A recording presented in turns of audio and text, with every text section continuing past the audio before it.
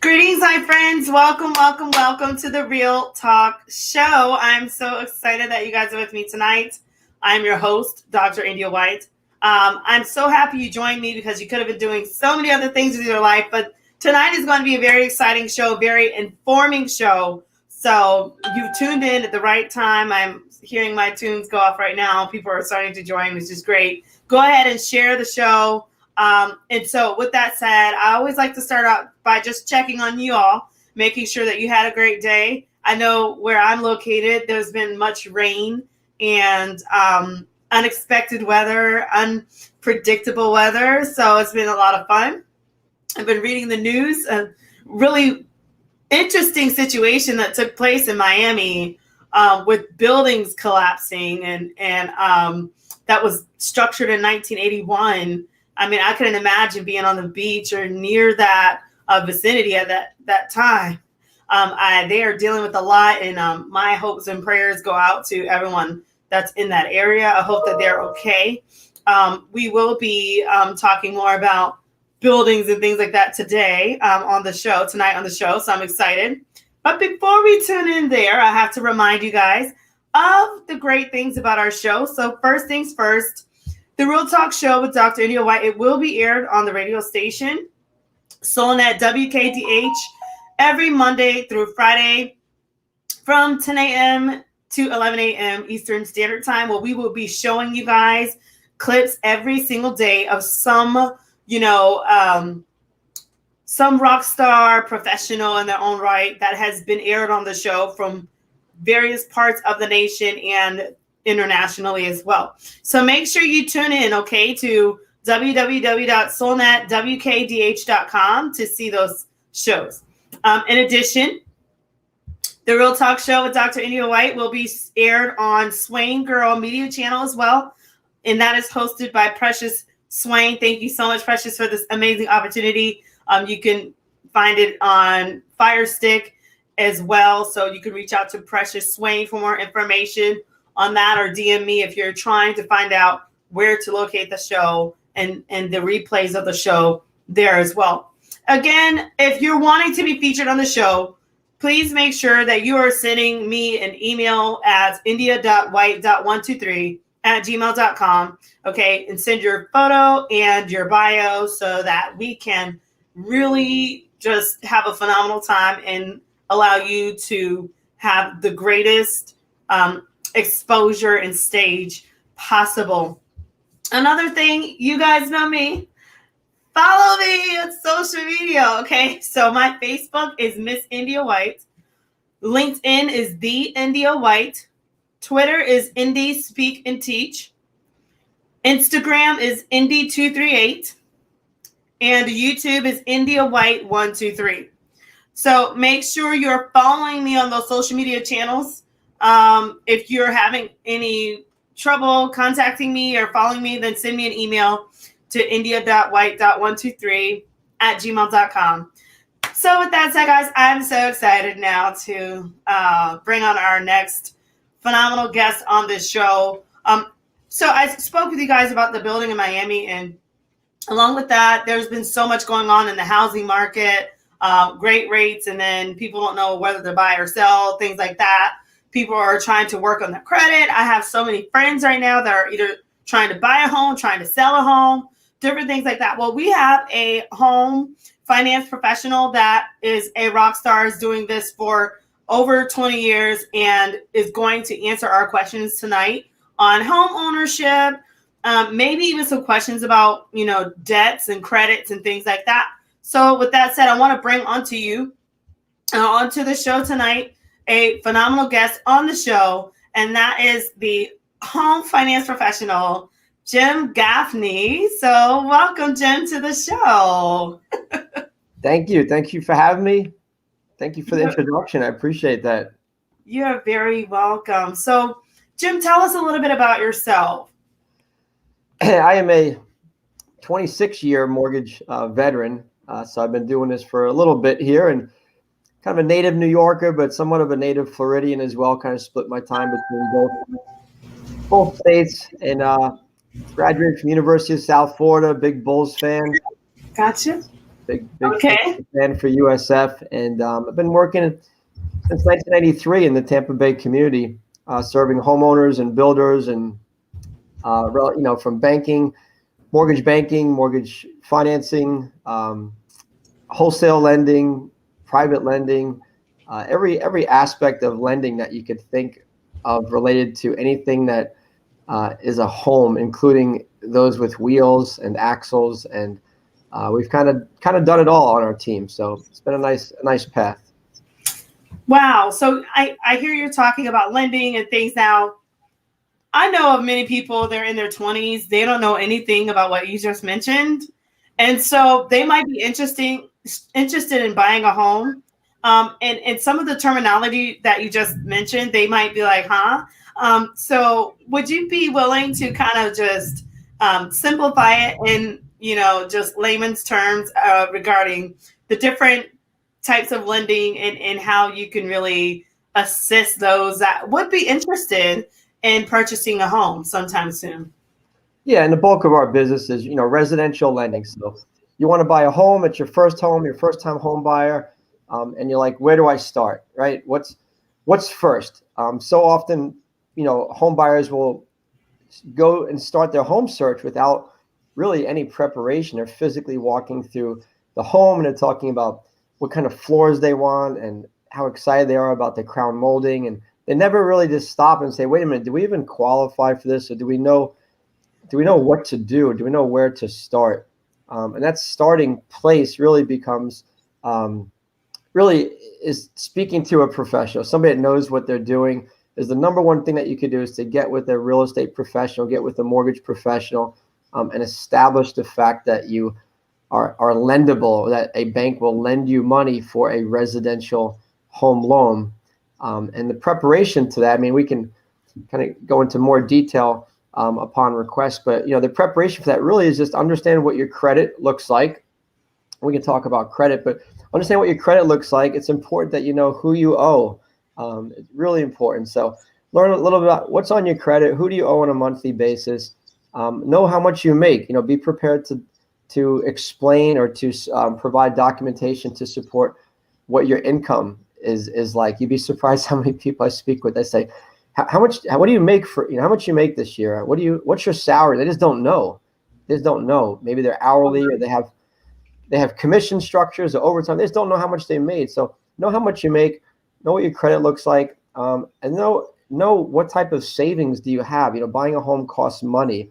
And although there are some down payment assistance programs out there that we specialize in, you're still going to have to, invest something. So have a hold of what your savings account looks like, or, what access to money that you have. We don't discriminate if you don't have money, as long as you can get it. As long as you can get it through gift, through 401 loans, through, family members. There's a lot of ways to access funds, down payment assistance programs. So my number one tip is to get informed before you start your home search. Know just a few pieces of the puzzle to what you'd want to know before you get started. Oh, wow. This is fantastic. Now, in a market like Tampa Bay, um, buying a home can be very competitive because you can speak to a realtor and the next day the home is sold. So, what advice do you have for people that are in competitive markets like Tampa Bay or somewhere in New York or California that are looking to purchase a home, and you're saying that they should have maybe some cash at hand? If you had to give a ballpark number, and I know houses are different, but if you had to give a ballpark number regarding how much they should have, realistically speaking, if they're trying to have a leg up in that market, what would you suggest? Oh, look, I mean, the answer is always the more the better, right? I mean, we've heard since we were kids a saying called cash is king. And it's very difficult to compete against a competing offer where it's heavily weighted in cash, but it's all cash or someone putting down 50%. But we don't want to exclude anybody from home ownership or thinking that they can attain home ownership because they don't have, a massive amount of a down payment. Lending law allows you to purchase a home with 3.5% of a down payment. So, for example, on a $200,000 loan, that's going to look like about $7,500. So, if someone has $7,500, they can buy a home. Now, to go back to the competitive nature of the Tampa Bay market and even Central Florida in general, there's the right seller for the right buyer and the right real estate agent. So if you're working with a real estate professional who can deliver a confident pre-approval with very confident and stable loan terms and terms to the contract that their buyer, you or the consumer, is going to deliver upon, then you don't always have to have an abundance of cash outside of what you need to close if you're working with the right people. I say that because when a seller is selling a home, they really just want the confidence piece. They want the money, but more importantly, they want to know that they're going to deliver on time for their client, who's the seller. So if they're working with a stable buyer who meets the minimum down payment requirements, who can close on time, who has no restrictions, no credit issues, no drama per se, they're going to look at that offer, especially if they have a good relationship with the lender, because they know that it can kind of have a communication compared to someone putting down maybe 20% and they're approved with the lender who's 1,000 miles away, and they're working with the real estate agent who didn't really present good terms. So 3.5% is the minimum down payment. Anything that you have above that would just be a bonus. Oh, wow. That was much information that you provided us. So thank you, Jim. And I started thinking about all of the people that are graduating college and they might have student loans. What advice do you have for those that don't do it? I would say back up 10 years. Try to not take out a student loan if you don't have to. Minimize the student loan.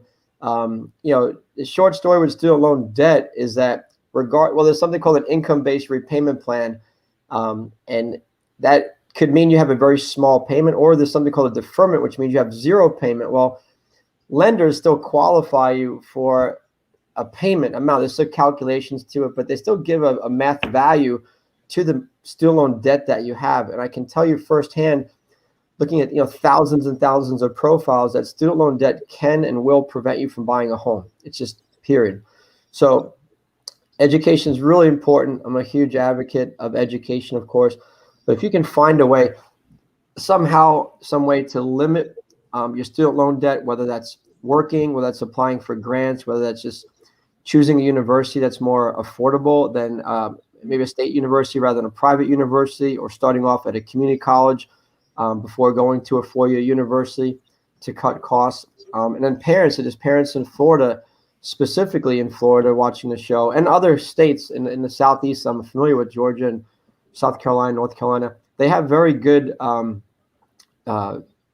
programs for prepaying tuition. It's the prepaid programs to pay today's tuition and get on a payment plan early on, so that the child's education is paid by the time they graduate high school. So all easier said than done, but my encouragement is to limit student loan debt. Like all debt, debt's a behavior, and we only behave how we learn to behave. And if we learn at a young age to behave a certain way with our debt behavior, then we're not going to be in a debt position as a culture, as a country. Wow. So massive amount of debt is preventing people from buying homes, and starting with a student loan debt. So I would definitely consider other options, and consider trades. Trades are great. They're great. It's like the most unsung heroes are out there swinging hammers and laying bricks. And let me tell you, they come to me and they're stable. They're 4 or 5 years on the job. They have retirement accounts. They have pension plans going on. They're getting overtime. There's really a lot of pride in what they do. So take some considerations to other outlets of some occupations that are really needed today outside of just the college degree. Now, this is very powerful what you're saying, because I, as an education person, we are always, pushing for college readiness, go to college. And I want you to talk to us more about what you just elaborated on, with people coming to you that may not have gone to college per se. They just learned a trade or two or three, and they're more financially stable than those that have their master's degree at a university. And so maybe you can share stories, anonymous stories, or just situations in general that you run into with these two fields of of professionals and any advice that you would have as well. Yeah, and it's a little loaded because in education there's different degrees. So, when you're receiving a lot of degrees that are not specified or not strategically placing you in a field, for example, like an engineer or a nursing degree or physician or PA, physician's assistant, degrees like that really place you in the workforce right away, from a demand standpoint, from a skill set standpoint. And then you have some other degrees, a lot more degrees in the social sciences that I see when I speak with a lot of educators, and my wife's a teacher, so I can say it. But there's an enormous amount of education taking place in the education field, and rightfully so. We want our children to have the best. However, in general social sciences, you find people graduating from college with degrees that don't place them specifically in that career path. There's continued ed, there's continued licensing, and there's apprenticeships, and there's just such a maturation within that trade, that field, before they really start to get the income to support the repayment of the college debt. So depending on the type of education, I mean, I've never discredit education. I think it's so important.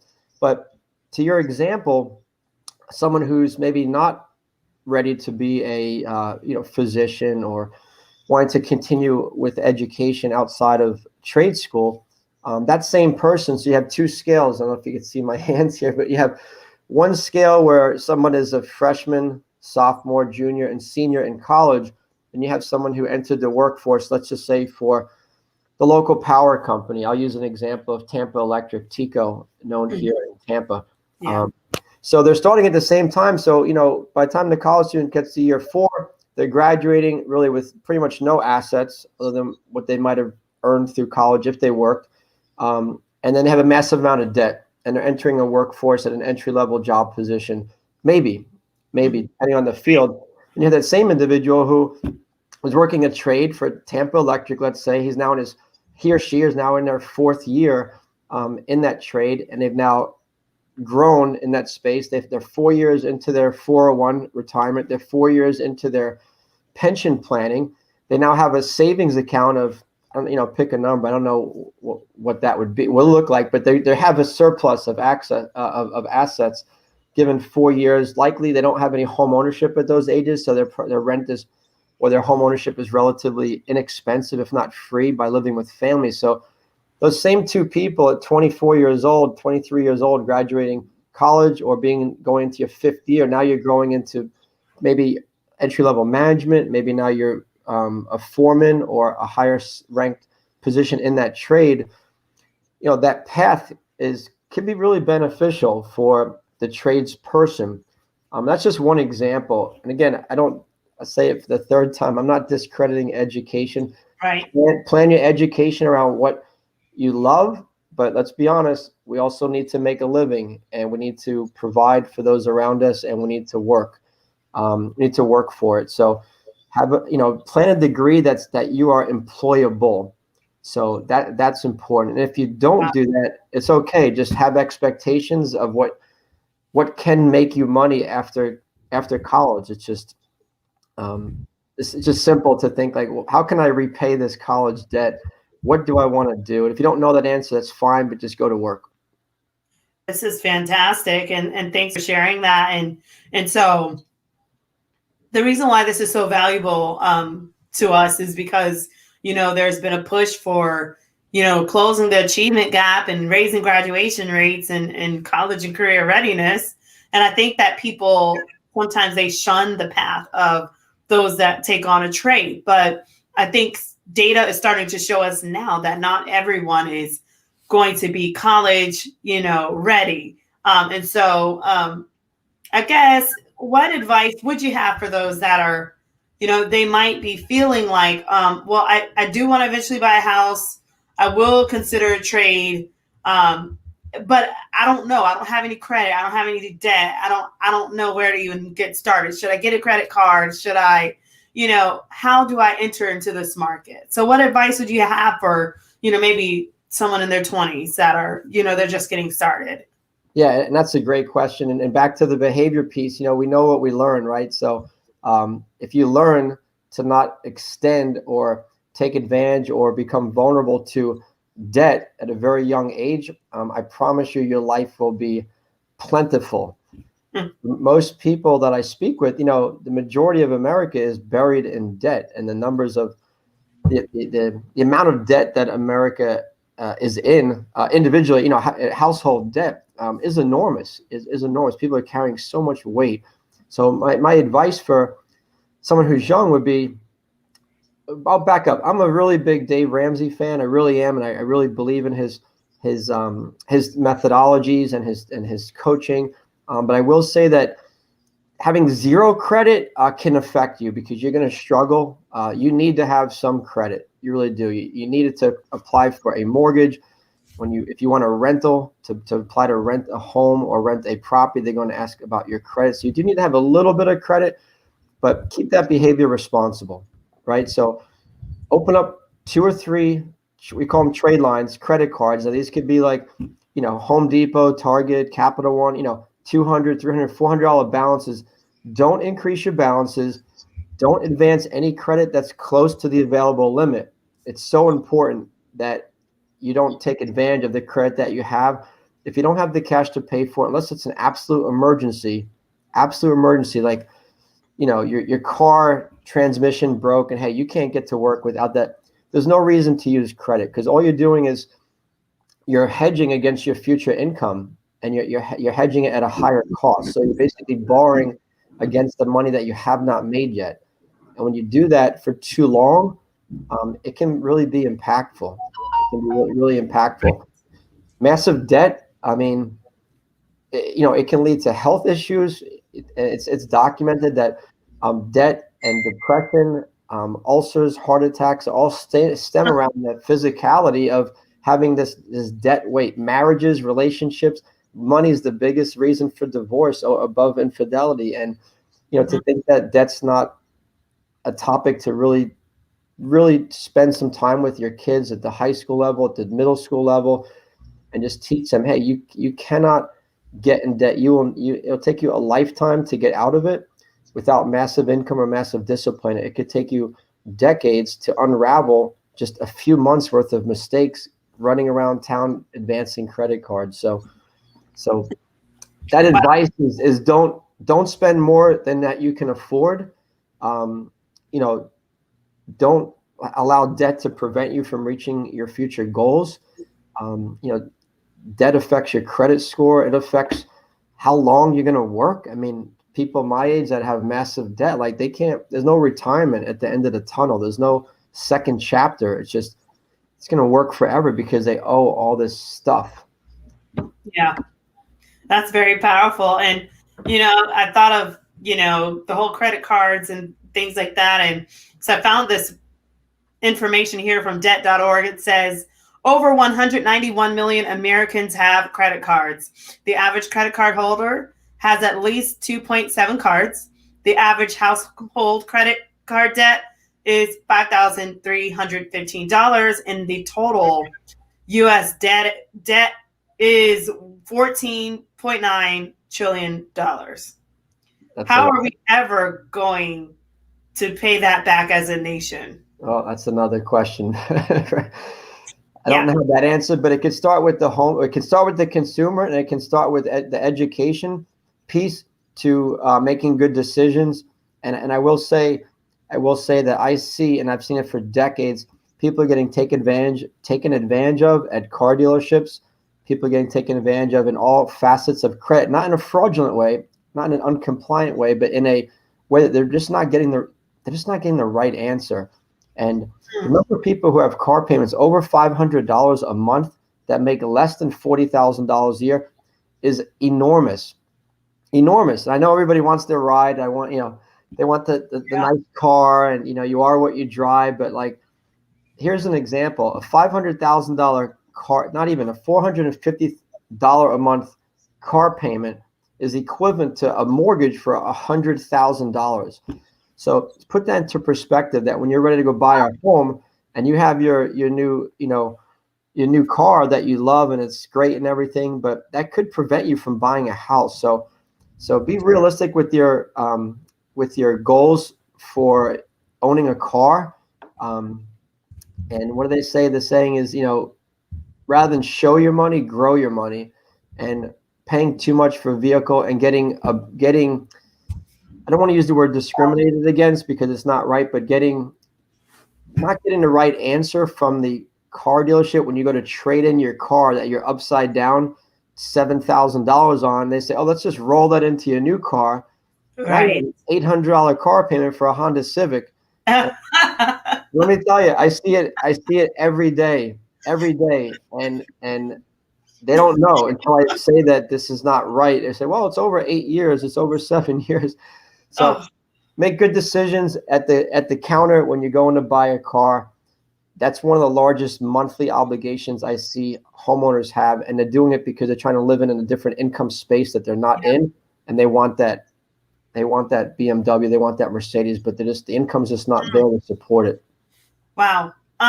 So you said so much here. Thank you.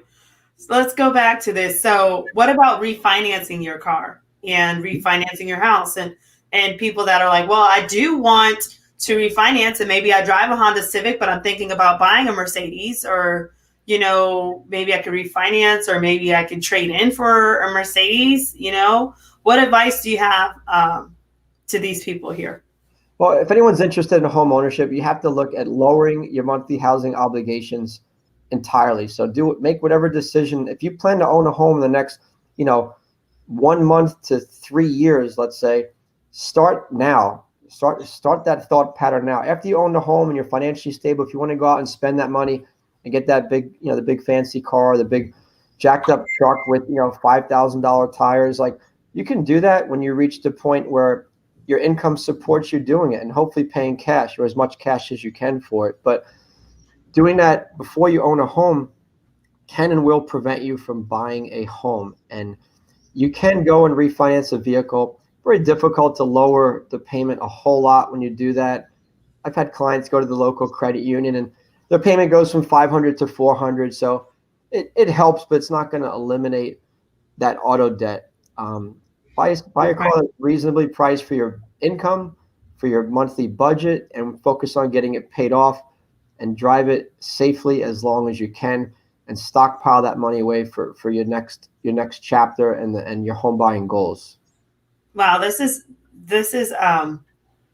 very interesting because I've heard from many car dealers that why buy a car and pay it off when you can just continue leasing cars and just keep yourself in a brand new vehicle and not have to worry about you know different parts of the car breaking down, and you'll always have that warranty with.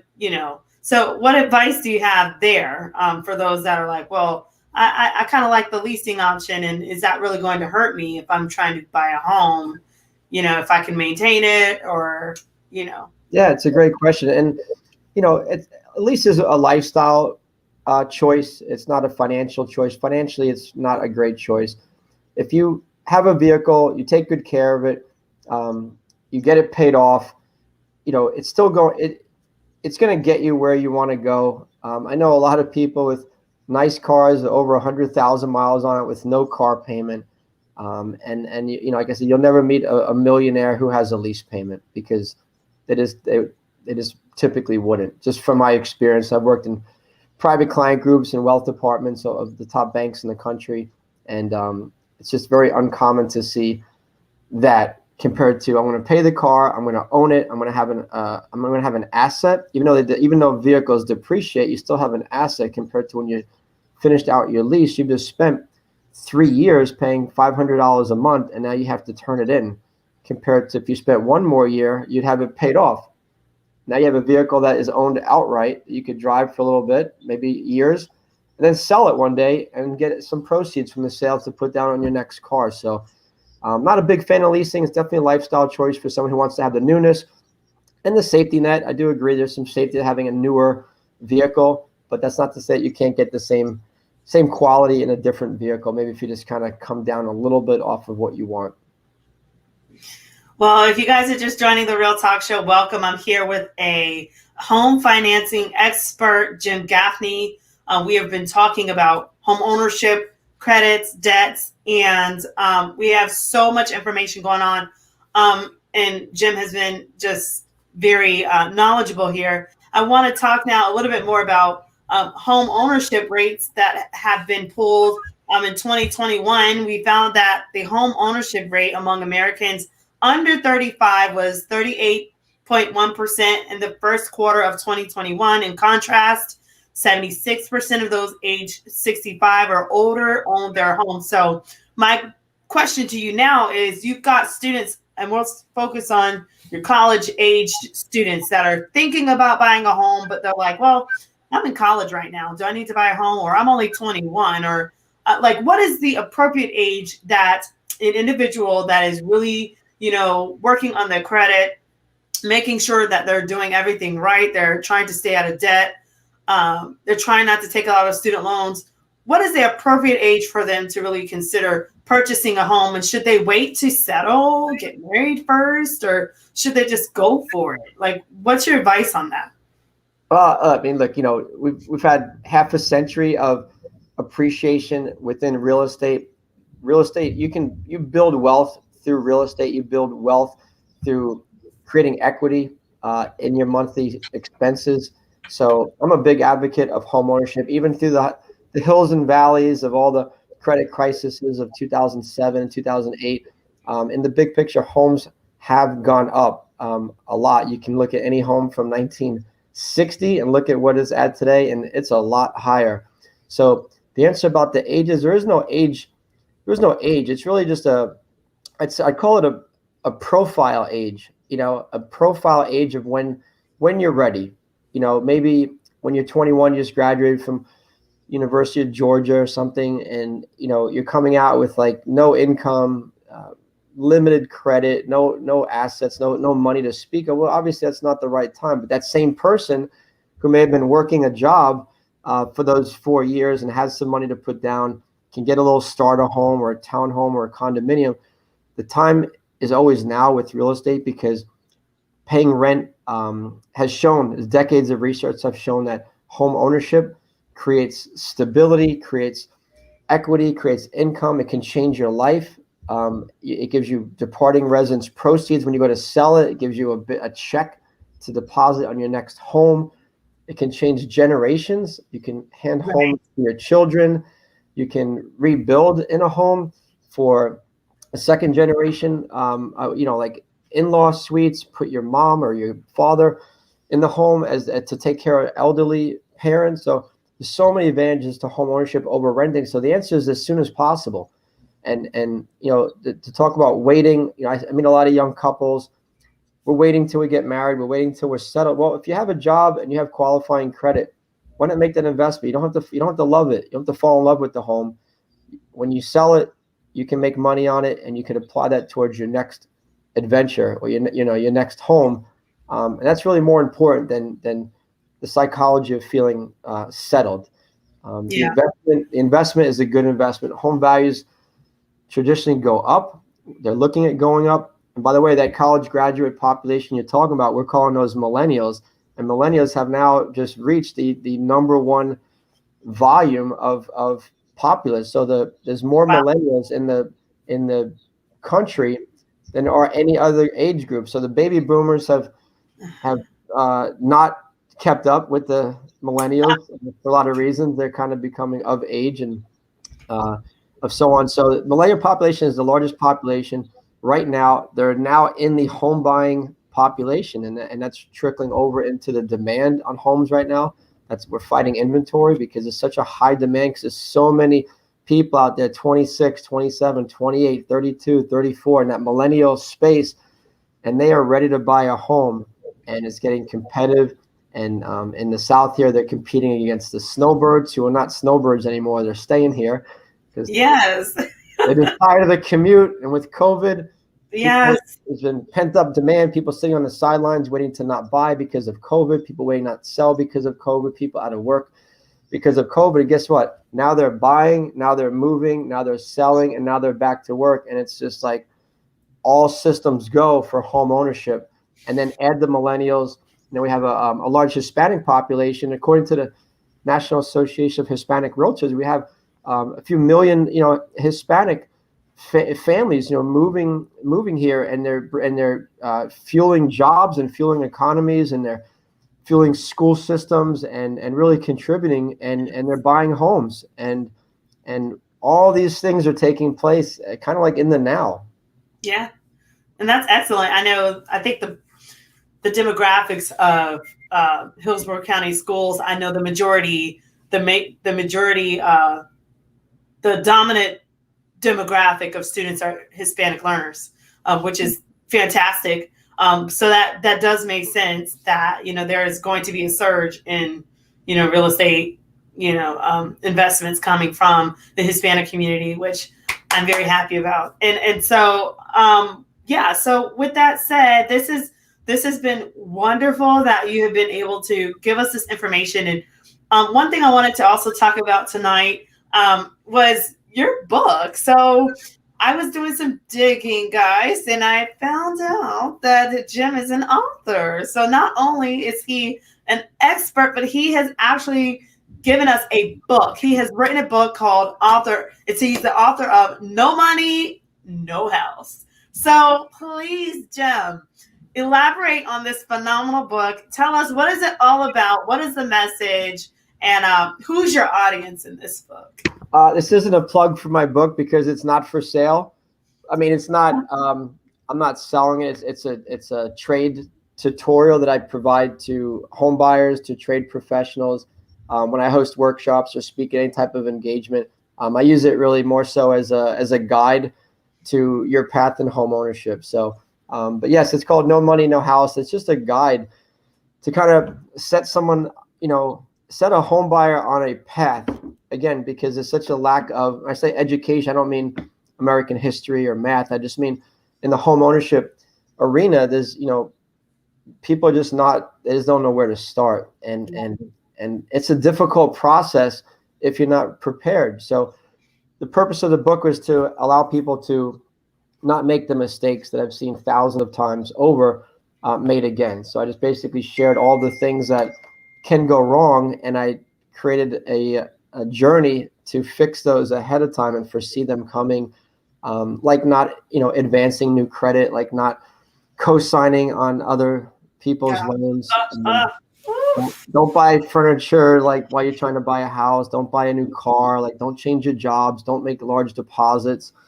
So things like that we talk about, and then we really just talk about the first chapter is really just says stop. Just stop doing everything that you're doing other than working and depositing your paychecks. Just don't move money around. Don't alter anything that would change your profile, like switching jobs or switching from a wage earner to a commissioned employment. Or I can't tell you how many phone calls I've taken where they say, hey, we want to buy a house. I've been doing what I do for 20 years and I'm great at it. I make all this money. And I just opened my own business, 2 months ago.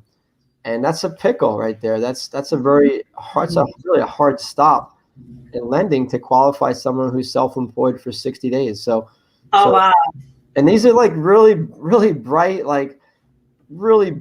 master's, doctoral type of consumers that are like, hey, I want to buy this $500,000 home, $800,000 home. And I just started my own practice as an anesthesiologist last month. Well, can't help.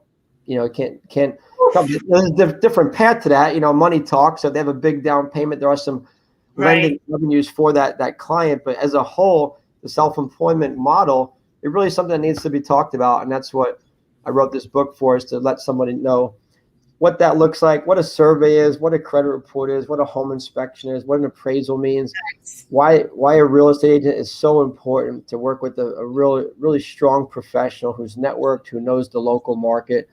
And it's kind of just touch on everything. It's a quick read. It's only about 30 pages, but it's designed that way to give someone a leg up when preparing for a home. Wow, that's fantastic. And I think that, I know it's not for sale, but I do think your book should be listed on like Amazon. It should be in high schools. It should be in college libraries. for college graduates as a present for them. Maybe a graduation. So I'm throwing this stuff out there so that maybe somebody can catch a plug, and someone watching the show, if you're a teacher, you're a professor, you're in the market working with young millennials, and maybe you can get a hold of Jim Gaffney in this book, because I think that, this is vital information. And there are too many people that are in their 30s and 40s that really want a home, and they're just not successful, and they need this information. And so, with that said, please, Jen, tell us again the title of this book, so we can. Yeah, and if someone wants to email me, I can put my email somewhere below here at some point, and they can email me, and I can mail them a copy of it. There you go. Yes. They can email me. I'll send them a copy of it in the mail, and it's called No Money, No House, and that's me and my little book. It's a quick little read, but it's important, being, middle-aged, you're working your whole life, you're going to buy a home, maybe it's your first home, and you don't know the difference between a deposit on the home and a down payment on the home. And by the way, I don't expect people to know that, but why can't we? Why can't we learn that a little bit at a younger age, so that we're informed, and when you're educated on a specific topic that's really part of life. I mean, home ownership, taxes, credit, debt, these are almost staples that everybody's going to encounter.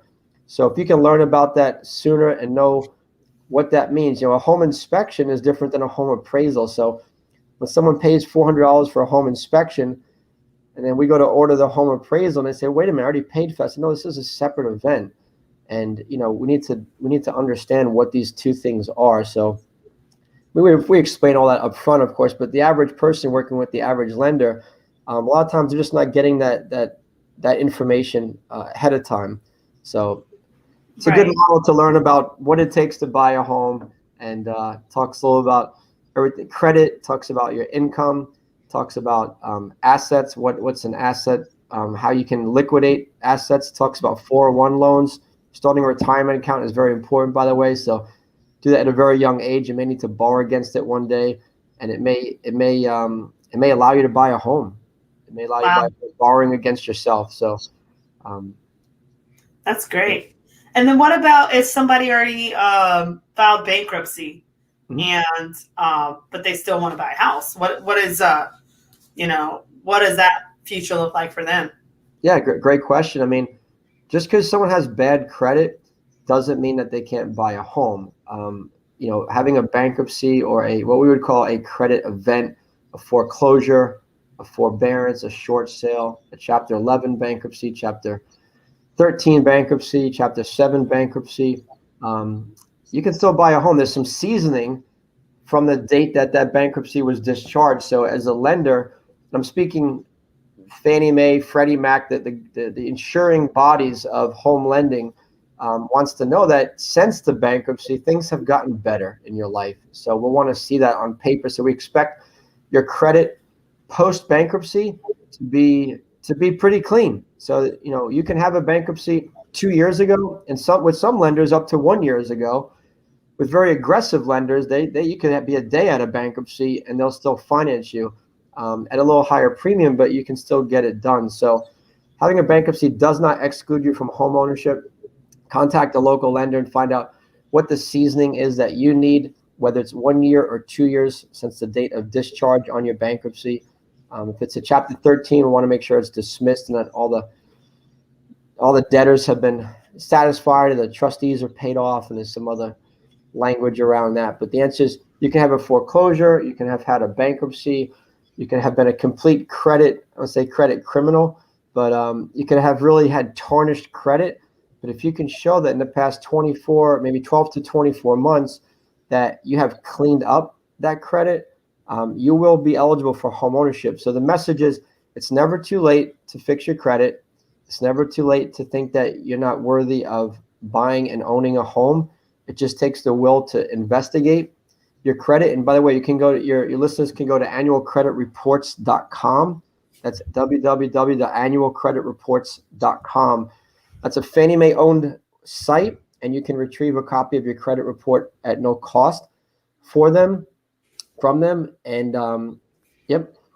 And it's not like another credit reporting agency where I don't want to name the names, but you know who they are. And they can have some fee-based models to it, but here's just a quick way to look at your credit, know who you owe, know what your score looks like, your balances on your credit, how much you owe. That's a really big deal. So you really should know that. It represents 35% of your credit report is the total amount that you owe relative to the available credit limit. So if listeners don't know that, and you have a Target credit card and it's a $500 credit limit, and you owe $450, you're like, hey, I pay them on time every month. Well, that's great, but you're at like 90% usage on that, and you're considered a higher risk because you're carrying a balance too close to the available credit limit, and that represents 35% of your score. That's important. So, and pay on time. Your payment history is 30% of your credit. You got to pay on time. Don't miss your credit. Don't miss it. Automate it. Just whatever your minimum payment is, just add $20 to it. Set up a monthly auto draft. So this way, no matter what, if you forget to write that check, the stamp doesn't get on the envelope, there's no excuses. They're going to get paid on time, and it's going to help a nice journey to an excellent credit score if you can automate your monthly debt. Wow, this is great information. And I think that I wish I heard of this in high school, but I think this is helping so many listeners in the audience today. So thank you so much, Jim, for this. And so we've spoken about bankruptcy, we've spoken about credit debts, and I just want to just continue to just pull information from you. So I didn't know if there was another topic that you wouldn't mind, just speaking on that could help, our listeners today when whether it's considering building wealth or, home ownership or, anything else that you can kind of put a plug in for our listeners today. Yeah, well, I think the prudent thing to do is we talked about all the negative pieces of credit and why it can be so damaging. I can just talk for a few minutes about how to get out of debt. I think that would be excellent. Responsible, because it's easy to look at our credit report and say, wow, how did I get here? But now it's like, okay, what do I do and where do I go? So first off, you just said since you wish you knew since high school. Well, if you had a credit card since high school and you were the co-signer or co-applicant with your mom or your grandma or somebody who gave you a joint access credit card at a young age, keep that open. Okay? Don't close that card. The seasoning or the depth or the history of your credit represents about 15% of your credit score. Wow. So having older credit still on your credit is a good thing. I'm not saying use a lot of it. Keep your balances under 20%, 25% responsibly is fine, but don't close the card. So many times people call me and say, oh, I'm so excited. I had this credit card forever and I finally paid off and closed it out. I'm like, oh no, you just pay it off and keep it open. Because showing that you can pay a credit card, keep a trade line open for 10 years, that's really stable. That's stable. Credit report risk algorithms like stability. But getting out of debt, know who you owe. So someone who's taking notes right now and says, I want to create a plan. This is my new path, and I'm going to start today. Know who you owe. So physically write down, see it. Don't just know it. If you can't see it, you can't fix it. So see it so you can look at it and physically track it. I use like Excel, and I'm not a techie guy. I'm a Post-it guy, but I just Excel just made a little column and said how much I owe, what my payment is. And that was it. It was nothing fancy. I didn't know how to truncate the columns. I just knew how to just type across and looked at it every day. I kept it on my desktop. And so within that, create a budget. Like, do I have any money left over? Is there any disposable income that I can find? If I can't, then I've got to do two things. I've got to have less debt, or I have to have more income. That's it. There's no magic wand. There's no, lotto ticket that's going to come save your day. You've got to just find a way to spend less, or you've got to find a way to make more money. Okay. And that might mean a second job. That might mean overtime, but that's what it takes. So create a budget within that space. increase your income or lower your debt based on what you're spending? Do you really need to eat out? Do you need to go to Wawa 3 times a day? Buying, The beer, coffee is cigarettes? really good though. The coffee, I know. the marshmallows. I know. I say if it's not at Wawa or Waffle House, you don't need it. So, but and it just you've heard this word 1,000 times, but start the snowball method. Take your lowest debt first and just begin. I don't care what the rate is on. I don't care if it's the lowest interest rate, but take the lowest debt. It feels a lot more empowering. You pay off a $300 Citibank card and it's gone. If you have another card that's $5,000 and you're trying and a year goes by, like, man, I'm not seeing this balance really move. It's not psychologically. It's difficult to stay the course. So lowest balances first. Snowball those.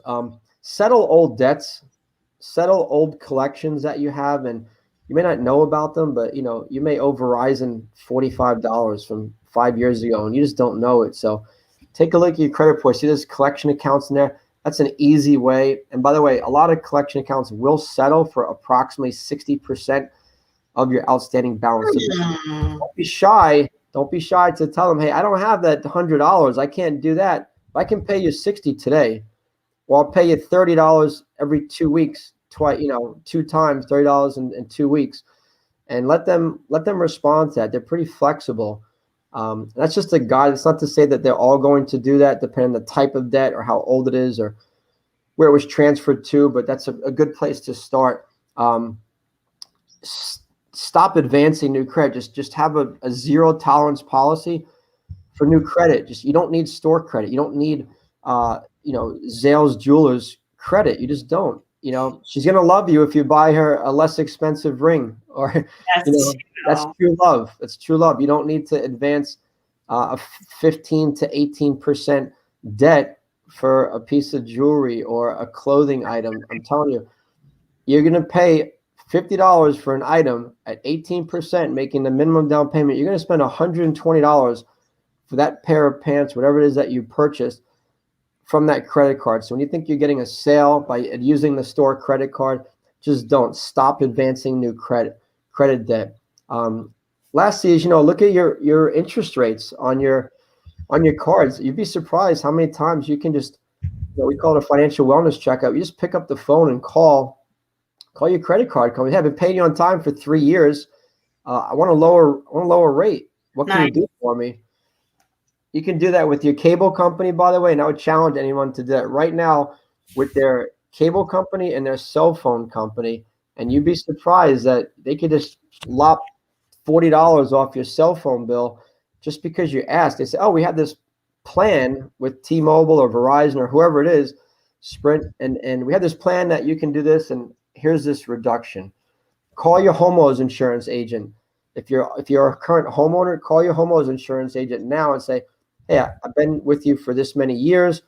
Is there another carrier we can look at, or is there a way to reduce my annual premium? I want to do an insurance checkup. So if you do that in all facets of your monthly obligations, you're gonna cut costs. When you can cut costs, that creates disposable income. It creates a positive cash flow, and you could use that cash flow to pay down credit debt. So stop using credit. Make more money, pay down credit debt, and it starts with the discipline to write it down and do it. Wow, this is fantastic, and you have provided a plethora of information here for all of our listeners. I think that you guys are set I think there's some homework to be done. I know for me, I need to slow down on Wawa, that coffee, and I need to call T-Mobile and get find out about that cell phone rate. So I think this is a great informing session for all of us here on just how to get out of debt. And so I want to just kind of walk through those again. So he said to get out, you need to know who you owe, write it down, make sure you then create a budget. Then he said, start the snowball method for some of us that, some of you guys might not have heard of that. Start with your lowest debt first and then pay that off and then continue all the way to the highest. Then settle your old collections. So It's time to face your fears and go back to that credit report and just make it happen. And I have a question about this. What about those people, Jim, that are like, listen, Jim, I've got medical things. I was in the hospital. I had a car crash. I had, this situation took place. I'm dealing with, a certain illness and I want to do this, but I owe like 45,000 in this. Like, so what advice do you have to those people that they might have had a surgery or illness, or they've got some type of medical expense and they're just so overwhelmed with it? Yeah, and great question. We see medical collections daily. It's really just part of our business. So two answers. One is lenders and loan programs have become a little bit more lenient in the allowance of medical collections. So there's some space there. But for your own personal debt weight, because collections don't disappear. I just want to just solve that myth. People say, oh, that's over 7 years old. It drops off. There's no drop off. That's a myth. It just doesn't go away. It becomes less relevant. Right. Really, you owe somebody, It doesn't really just go away. Those debts get sold and sold and sold. But the message is to not get overwhelmed with the balance all at once. And what I mean by that is, if you can call them, they want their money.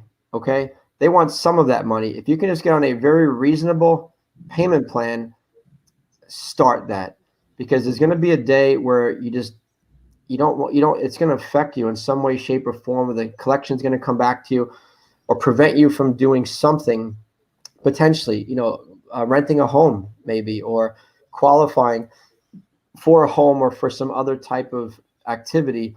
But to just be responsible to the services that we're providing. Just ask to get on a payment plan. Hey, I can't pay you 40,000. I'll pay you 20 over 20 years. Come up with some type of offer, even if it's $75 a month. And when you do that, a lot of times those things that you're applying for, if you can show that you're on a payment plan on the repayment of a debt, of a consumer debt, that's good in the eyes of a lender, that you're being responsible to work towards paying the debt off. Very rare would someone have a check for $40,000, not example, to just pay that off. But you can get started on a payment plan, no matter how small it is, to just chip away a little bit at a time. Wow. Well, Jim, thank you so much for your time here on the Real Talk Show. And before we end the show, do you have any other advice? I'm going to definitely give them your email address. And I don't know if you had any social media information that you would like to share for people to get in contact with you, whether on LinkedIn or if you have Facebook, if you have Snapchat. I'm just joking. But just I'm not even. No, I know. I'm a little older, more seasoned, we'll call it. So I'm right there with you. I have a Facebook page, Okay. and it's called the Gaffney Mortgage Team. It's my name, the Gaffney Mortgage Team, and we'll post some tips on there once in a while, and even for homeowners, we'll post some refinance tips and when's the right time and what does that mean, and what does debt consolidation mean, and term reduction. Excellent. So we talk about stuff like that. But the Gaffney Mortgage Team on Facebook, and if I was to leave anything, it would really just be is to be prepared, get informed, and be prepared. Because when you go into anything in life, whether it be buying a car or buying a home, if you're not prepared and you haven't been instructed by the right profession, people who know what they're doing. So put aside, my friend's a realtor, my cousin's a mortgage broker, find the right people who are going to deliver you, a level of service, a level of education, and get informed before you make a decision related to your debt, or before you make a decision related to your credit, or advancing new credit, essentially your debt. So just get the answers before you do it, because so often you do those things, you advance the credit, you get the big car loan, you co-sign for somebody, you make a big cash deposit, and then all these things are just wrong. They're all just wrong, and you don't know it, so it's not your fault. But the encouragement is to just learn it, and know before you go. I have a 3-step guide to home financing. flyer that I created, and it's called the Know Before You Go 3-Step Guide to Home Financing. It just says, hey, you got to get informed and know about your credit, know about your income, and learn about where your down payment or all your money would be coming from. If you could focus on those 3 simple things, credit, income, and assets, and just have awareness around them, then you're in the right path to go on to the next phase.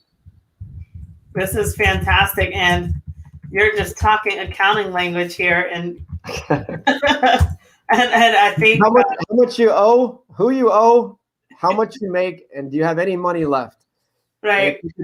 Just know those answers and write it down. And guys, look at your bank statements, look at your transactions in the past 30 days, and then look in the mirror and say, do I know where my money's going? So just promoting awareness could be the number one thing that everybody can do. And maybe as an environment here, we can get out of debt, advance less credit, and advance less credit, have less debt, and build more assets from a wealth perspective. Picture saving that $15 at Wawa twice a week, and you put that money into an income interest-bearing account, I should say, over the course of a year. Well, you would be impressed that would grow your earnings rather than spending it in a gas station. So it's simple, but put money away consistently from a young age. My mom told me when I was 18, put money away, $20 a week when you're 18, and you'll have $1 million when you're ready to retire. And of course, we're kids and we spend that money on new tires or something for my car. But please automate your savings. You're not going to miss it once you set up your savings on automation. It's going to do wonders for you. Years down the road, you'll look and say, I never missed that $20 a week. But wow, look and see how that's growing. Wow. Now I have a down payment for a house. I started when I was 21. Beautiful, beautiful, beautiful. And I just wish high schools had this. Like, I wish you could offer a course to high schools. I don't know. Maybe you can think about it. But Jim, this has been incredible. It's been an incredible time having you on the show. You've had great energy. Thank you for having me. Definitely. And guys, please take advantage of Jim Gaffney, who is a home financing expert. He's a wealth builder. You really want to watch this show, send it to all of your friends, because this is something that is vital that every single one of us can learn from. So with that said, guys, listen, Jim Gaffney, you can reach him at J Gaffney. That's JGAFFNEY at amerifirst.com. I'm going to spell this for the radio. So AmeriFirst is AMERIF as in fish, IRST.com. Okay, so again, that's J Gaffney at amerifirst.com. Please do yourself a favor and email Jim on any questions that you may have. Let him know how you felt about the show. And definitely keep in touch with Jim, because we need experts like this to help all of us to stay out of debt and to own homes and build wealth. So again, guys, thanks so much for just being in tune with the Real Talk Show. Again, thank you, Jim, for a great show. And you guys have a wonderful night, and we'll be in touch. Thank you. You're welcome, Jim. Bye.